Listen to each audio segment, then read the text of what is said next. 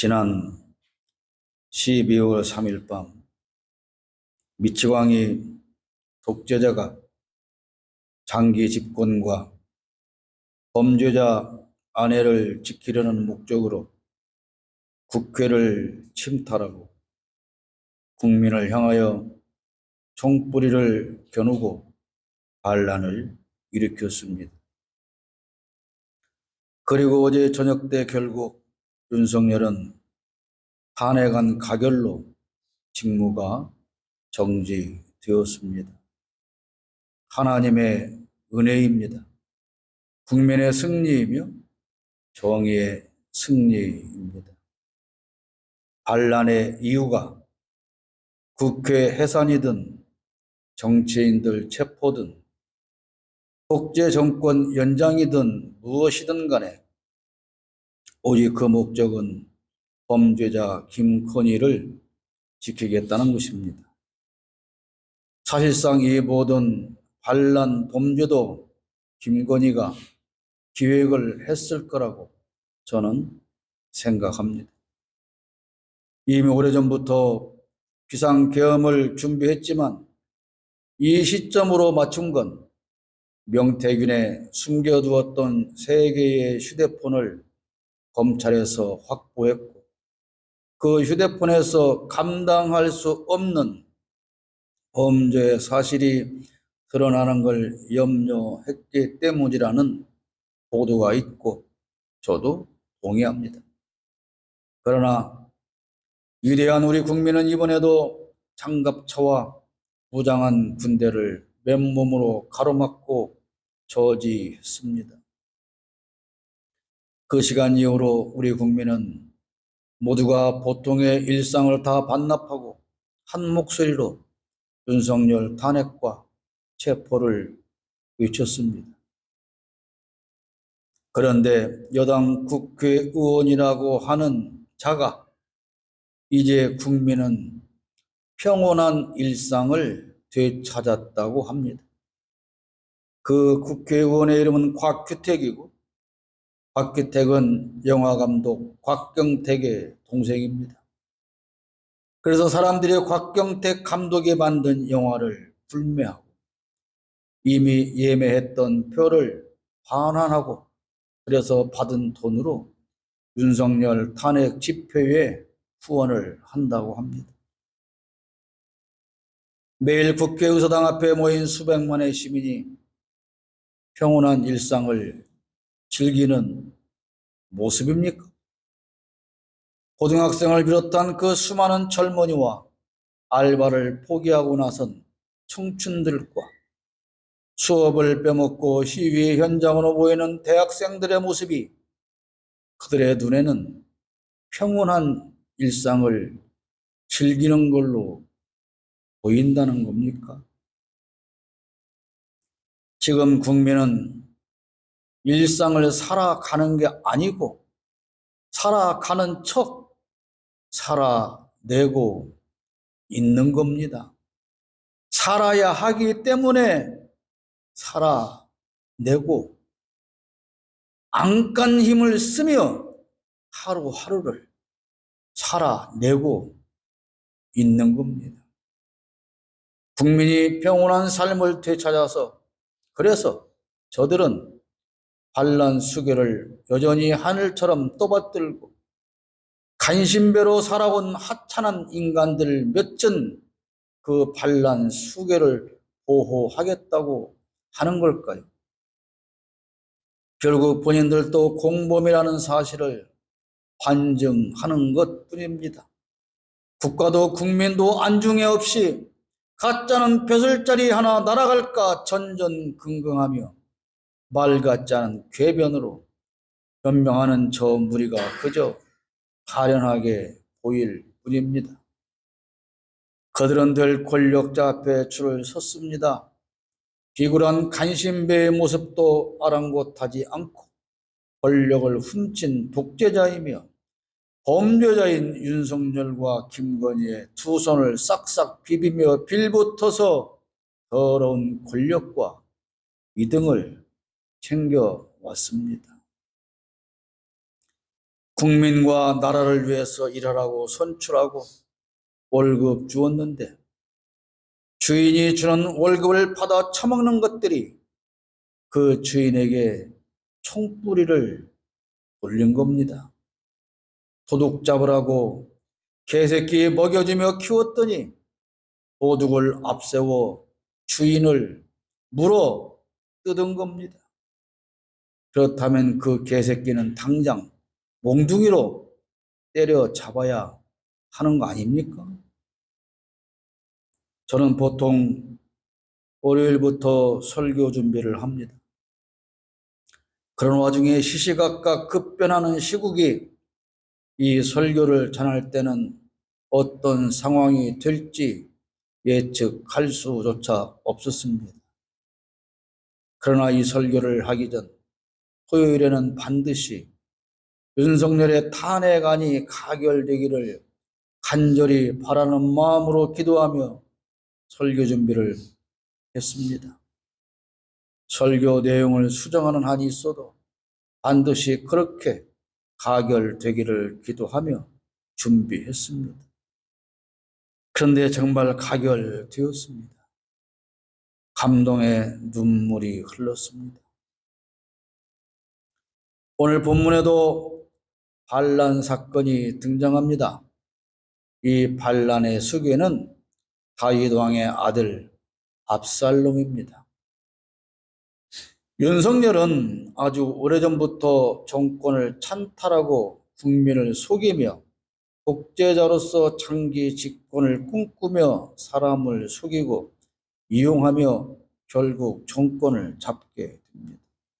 사실 윤석열의 반란은 2019년부터 시작이 된 겁니다. 압살롬도 4년 전부터 반란을 치밀하게 준비합니다. 윤석열과 김건희가 명태균이라는 사람을 시켜서 여론을 조작한 것처럼 압살롬도 여론을 조작합니다. 6절 보십시오. 이스라엘 무리 중에 왕께 재판을 청하러 오는 자들마다 압살롬의 행함이 이와 같아서 이스라엘 사람의 마음을 압살롬이 훔치니라. 압살롬은 억울한 일을 당해 왕에게 송사하기 위해 찾아오는 사람들을 미리 만나서 왕보다는 본인이 더 정의로운 재판을 해 주겠다고 합니다. 왕은 정의롭지 못한 사람이니 거기에 가서 소송을 걸면 네가 당한다. 이렇게 여론을 조작한 겁니다. 윤석열은 본인이 가장 정의로운 검사인 것처럼 행세하며 국민을 속였습니다. 그런들 자기의 성공과 출세만을 위해서 법을 이용하고 권력의 입맛에 맞는 수사 결과를 내놓았습니다. 이스라엘 백성이 압살롬의 거짓된 정의와 친절함에 속았듯 우리나라 국민도 이 비열하고 가증하기 짝이 없는 윤석열에게 철저히 속은 겁니다. 압살롬은 일찍부터 반역을 위해 사람을 모았습니다. 1절 보십시오. 압살롬이 자기를 위하여 병거와 말들을 준비하고 호위병 50명을 그 앞에 세우니라. 이번 윤석열의 반란을 보면 그의 주변에서 반란의 지역이 되었던 인맥이 있습니다. 이른바 충암파라고 불리는 서울의 충암고 출신들이 대부분입니다. 과거 박정희는 육사 출신들을 모아서 5.16 쿠데타를 일으켰고 전두환 역시 육사 출신을 중심으로 한 하나위라는 군의 사조직을 결성해서 군사 반란을 일으키고 선량한 광주 시민을 학살했습니다. 정의로운 사람 옆에는 정의로운 사람이 모이고 불의한 사람에게는 불의한 사람이 모입니다. 이승만, 박정희, 전두환과 노태우, 그리고 이명박과 박근혜, 윤석열의 주변에 모인 사람을 보십시오. 그들 중에 과연 정의로운 사람이 있기는 했습니까? 물론 문재인의 주변에도 정의롭지 못한 많은 사람이 있었습니다. 그래서 정권을 뺏기고 오늘의 사태가 일어난 겁니다. 어떤 이유로든 정권을 빼앗긴 대통령은 무능한 겁니다. 속았든 이용당했든 간신배에게 돌아나서 빼앗겼든 간에 하여튼 정권을 빼앗겼다면 무능한 겁니다. 문재인은 윤석열이라는 사람을 쳐내야 한다는 수많은 참모의 건의를 듣고도 무시했습니다. 악마를 사람이라고 생각했다면 그 역시도 무능한 겁니다. 자신이 키우고 임명한 검찰총장에 의해서 정권을 빼앗기고 그 독재자가 국민을 이렇게 큰 고통 속으로 몰아넣는 걸 보면서 문재인 전 대통령은 국민에게 사과해야 하는 겁니다. 시민과 유권자도 마찬가지입니다. 정말 정치인을 일꾼으로 선출할 때 정신 바짝 차려야 합니다. 윤석열 같은 악마를 대통령으로 뽑아놓고 환호하던 그 국민은 지금 무슨 생각을 하고 있을까요? 그런 악마를 온갖 무당 사이비기당과 손잡고 대통령 만들어서 우상으로 섬기던 그 많은 목사와 기독교인은 지금 무슨 생각을 하고 오늘 무슨 생각으로 설교하고 예배하고 있을까요? 지난주 어느 교회 목사의 설교를 잠시 들어보니 비상계엄에 대해서 잠깐 언급하더니 정치적인 발언이 아니라고 열심히 해명하는 걸 보면서 참 슬픈 생각이 들었습니다. 윤석열을 칭찬하면 정치적이 아닌 것이고 비판하면 정치적인 겁니까? 전광훈이라는 가짜 목사는 반란군 수계를 지키자며 1,000만 성도가 모여야 한다고 합니다. 목사들이 윤석열을 모셔놓고 국가 조찬 기도회라는 걸 하면 그건 정치적인 행사입니까? 종교적인 행사입니까? 비상계엄을 선포한 반란에 대한 언급은 정치적인 설교가 아니고 반역자를 꾸짖고 비판하는 겁니다.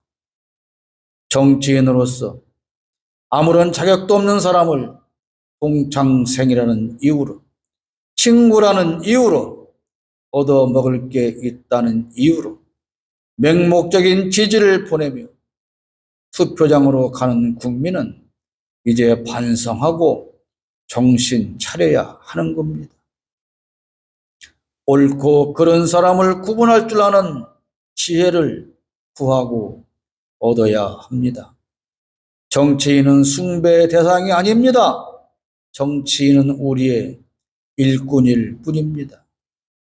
우리가 섬기고 숭배하는 정치인을 뽑는 게 아니고 우리를 위해서 가장 열심히 바르게 일할 사람을 뽑아야 하는 겁니다. 기독교인이라서 기독교인을 뽑아야 하는 게 아니고 바른 정치인을 뽑아야 하는 겁니다. 당연히 기독교인이고 바른 정치인이라면 더욱 좋겠지만 지금 여당과 정부에서 윤석열 반란 수기를 편들고 동조하며 공범이 되고 방조범이 되어서 보호하겠다는 그 기독교인들은 옳은 겁니까? 아니지 않습니까? 교회 권사인 조배숙은 윤석열은 내란 수괴가 아니라고 하지 않습니까? 기독교인인지 모르지만 윤상현은 윤석열의 반란을 통치 행위라고 하지 않습니까? 대통령이 장갑차와 총으로 무장한 군대를 보내서 국민을 살상하려 하는 게 통치 행위라는 겁니까? 유권자는 부디 사람 보는 지혜를 얻어야 합니다. 반란군에 쫓기는 다윗왕은 비겁한 짓을 했습니다. 16절 보십시오. 왕이 나갈 때에 그의 가족을 다 따르게 하고 후궁 10명을 왕이 남겨두어 왕궁을 지키게 하니라. 왕자의 반란을 피해서 살겠다고 정신없이 도망가는 왕이 후궁 10명을 왜 궁에 남겨두고 떠납니까? 생각해 보십시오. 그 힘없는 후궁 10명이 여자가 무슨 힘으로 왕과 군사가 버리고 떠난 그 궁을 지킬 수 있다는 겁니까? 그래서 결국 이렇게 남겨진 후궁 10명은 반란자 압살롬에 의해서 유린을 당하고 맙니다. 16장 22절에 보면 이에 사람들이 압살롬을 위하여 옥상에 장막을 치니 압살롬이 온 이스라엘 무리의 눈 앞에서 그 아버지의 후궁들과 더불어 동침하니 백주 대낮에 모든 사람들이 보는 앞에서 아들이 계모들을 성폭행하는 겁니다. 왜 그랬어요? 다윗이 우리아의 아내를 강제로 빼앗은 범죄에 대한 처벌인 겁니다. 그런데 압살롬에게 이러한 짓을 하도록 건의한 사람은 누구냐? 다윗을 배신하고 압살롬에게로 간 아히토벨이라고 하는 사람이었습니다. 옛날이나 오늘이나 다른 게 없습니다. 반란 수괴 윤석열은 비겁하며 그와 반란을 모의하며 주동한 사람 중에는 김용현이라는 사람이 있습니다.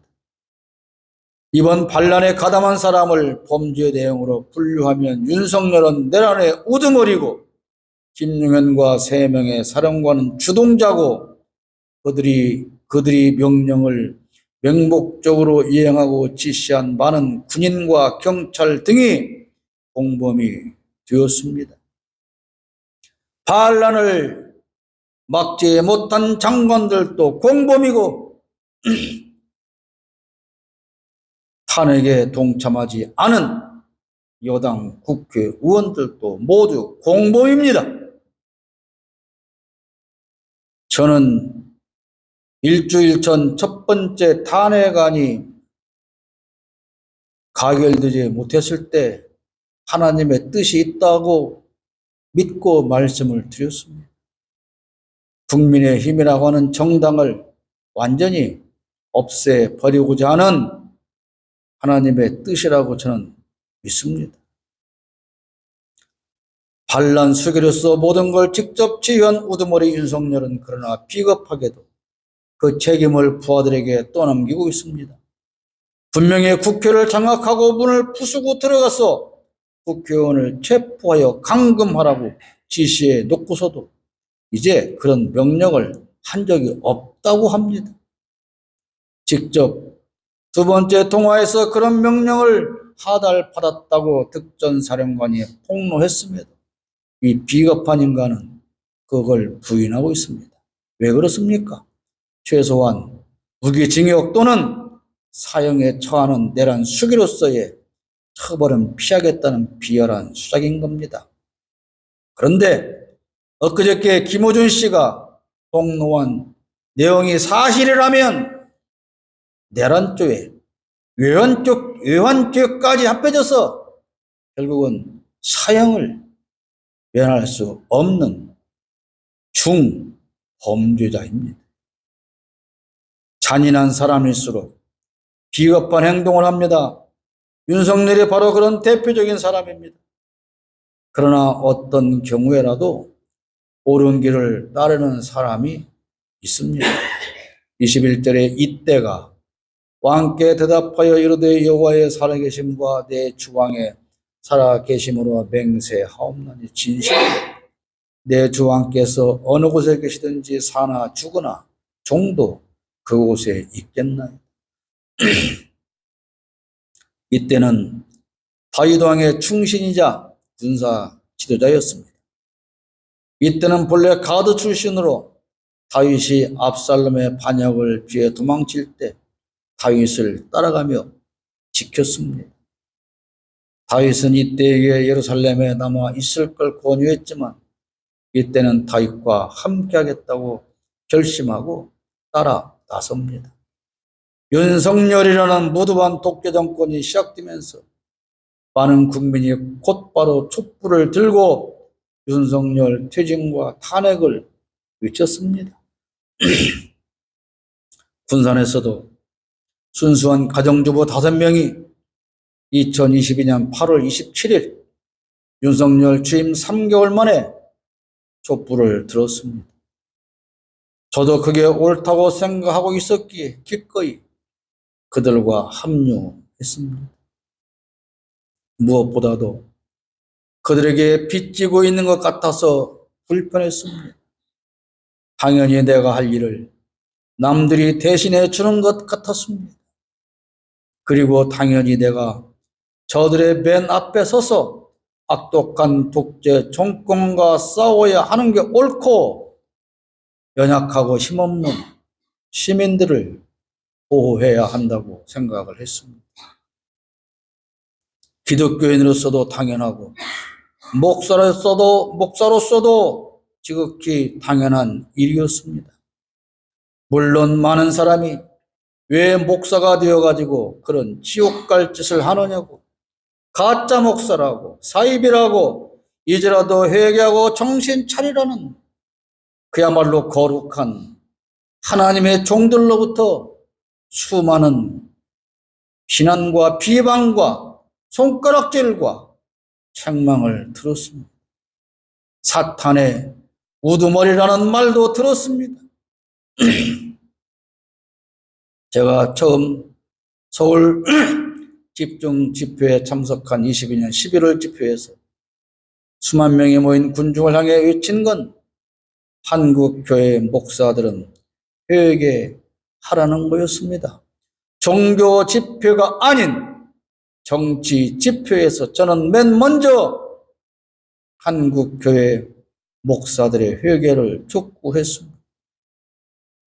처음 전국 집회에서 연설하고 내려왔을 때 10여 명이 달려와 제 손을 잡고 어느 교단 소속 목사냐고 물었습니다. 그리고 자신들도 목사라고 했습니다. 물론 진보로 분류된 그런 총회에 소속된 목사들이었습니다.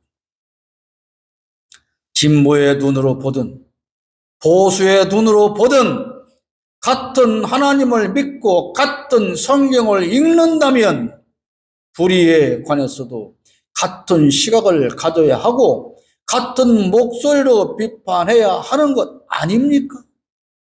그런데 왜 보수는 범죄자 집단을 옹호하고 범죄자를 신으로 섬기는 걸까요? 전광훈이 이끄는 이른바 극우 태극기 부대가 윤석열을 지키자며 일어났습니다. 수많은 목회자와 기독교인들이 포함되어 있습니다. 이 와중에 군산에서도 어제 목사라는 두 부부가 목사인지 어쩐지는 모르겠는데 목사라는 한 남자와 한 여자가 롯데마트 앞에서 마이크를 틀어놓고 박근혜는 잘못이 없었는데 탄핵되었는데 그때 죄 없는 박근혜를 탄핵한 반국가 세력들이 또 윤석열을 탄핵하려 한다. 이렇게 떠들고 있습니다. 참 대단히 용감하다. 그런 생각까지 들었습니다. 그 2명과 우리의 수백 명이 혹시 부딪힐까봐 군산경찰서에서 전전긍긍하며 관리를 고 우리는 철저하게 법 지키며 법 테두리 안에서 집회를 진행을 했습니다. 우리는 군산과 서울을 오고 가며 120차례의 집회를 하는 동안 수많은 비난과 조롱을 당했습니다. 그러나 저는 바벨탑을 무너뜨려야 한다는 생각과 불의한 정권을 반드시 퇴출하고 심판받게 해야 한다는 일념으로 어제까지 군산 집회를 이끌었고 하나님께서 반드시 그렇게 주실 것이라고 하는 믿음을 가지고 집회를 인도했습니다. 어제는 대충 1000여 명의 군산 시민이 모였습니다.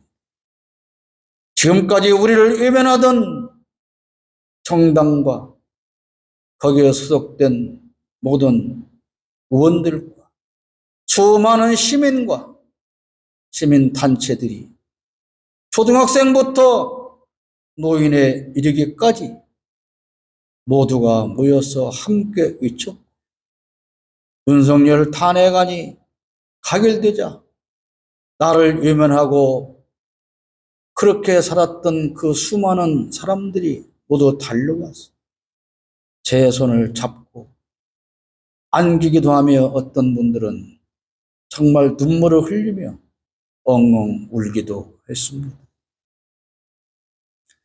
잠언 12장 7절에 이런 말씀이 있습니다. 악인은 엎드러져서 소멸되려니와 의인의 집은 서 있으리라. 할렐루야. 악인은 반드시 망합니다. 오늘 이 시간까지도 반란군의 편에 서서 저들을 옹호하는 기독교인과 목사들은 지금 당장 하나님 앞에 회개하고 국민의 편에 서야 하는 겁니다. 이제라도 정신 차리고 정의의 편에 서야 하는 겁니다. 그게 옳은 겁니다.